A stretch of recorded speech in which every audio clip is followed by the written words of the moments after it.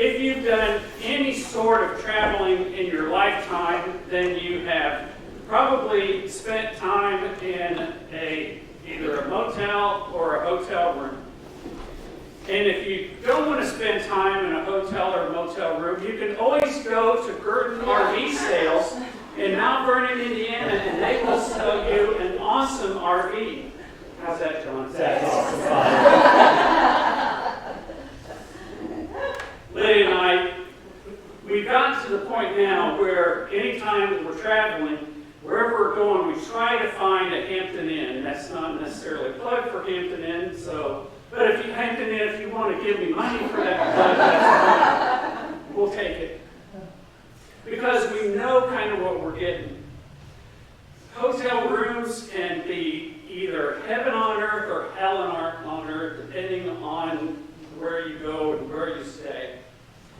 One of the earliest ones, Lydia and I always like to go to Sanibel Island, and there's one place we've been to several times that's just always real nice and real close to the beach. And also, we took Amanda and Dylan to Washington, D.C., and we booked it through a travel agent. And when we got there, we paid this ridiculously low price, but it was like a 5-star hotel room. And they kind of, here we come in bedraggled with these 2 little kids, and they're kind of wondering how in the world we could afford, this luxury hotel. And they thought, oh, well, you're supposed to stay at this other hotel. And no, we're supposed to be here. And they checked it out, and sure enough, so they just had to put up with us. We stayed low-key. I think we duct taped the kids' mouths. But then, early on in our marriage, Lydia and I, we made a trip up to Wisconsin Dells. And it was clean, but it had old wood paneling on the walls and black velvet paintings on the walls.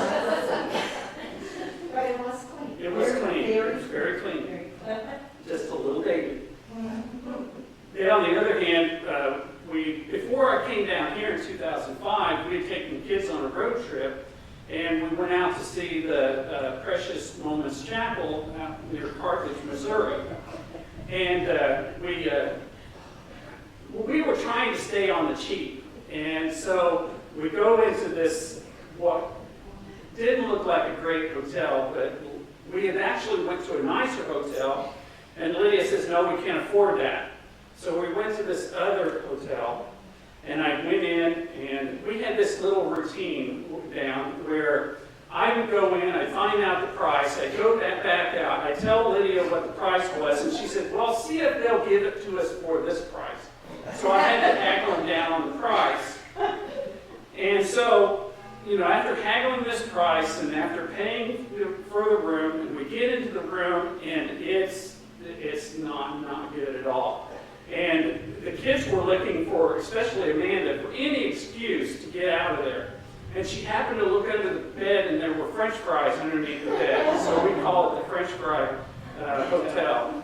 And so I had to go back and beg to get our money back, and belligerently they did. We ended up at the nice hotel. The other one that I'll point out is when we were on sabbatical, we were in London. We were in a hotel room that pictures didn't do it justice. It was a small, I've seen closets bigger than this hotel room. And Lydia and I would have to kind of squeeze around each other to get by. And it had a sink that was about this big in it. In the Christian, maybe it's this Christian adage that we are sojourners here on this earth. That really heaven is our destination. And Jesus, he talks about heaven and a lot. And in fact, he does it in parables. He says the kingdom of heaven is like, and then he goes on. In our gospel today, in the Gospel of John, Jesus says that heaven is like a house or a mansion with many rooms or dwelling places. And he says, I go to prepare a place for you. But I got to looking up that I know for a fact that different translations have different sayings on this. And so we have the New Revised Standard Version, and it says, in my father's house there are many dwelling places. The NIV says, my father's house has many rooms. And the New Living Translation, there is more than enough room in my father's house. The English Standard Version, in my father's house are many rooms. The King James says, in my father's house are many mansions. So within a house, there are mansions. And then there's an Aramaic Bible in plain English. You've never heard of that one before. But it says, there are many lodgings in my father's house. And then there's a New Heart English Bible, and it says, in my father's house are many mansions. And in my father's house, and then another one, many mansions. And then there's this Weymouth New Testament, in my father's house there are many resting places. And then lastly, in the World English Bible, in my father's house are many homes. So within a house there are homes. In the Gospel, in the first part of the Gospel of John, in chapter 1:14, we hear the words, the Word became flesh and dwelt among us. And that word dwelt is translated as tabernacle, and tabernacle has connotations with a tent. So Lydia and I, we often joke that because of our sarcastic ways, that we're probably not worthy of that mansion or that fine room in heaven, so that we're going to end up in a tent in heaven. And it turns out, Lydia, that the Bible actually says that we may all end up in a tent. Unless there are curtain RVs in heaven. And not penthouse suites. So, what is heaven? And where is this place that Jesus talks about? And those who have near-death experiences and they come back and say, I've been to heaven, they have a number of different explanations of what they've seen as what is heaven. And even in the book of Revelation and in even other religions, there are a number of different interpretations of what heaven is, what it looks like, and so on.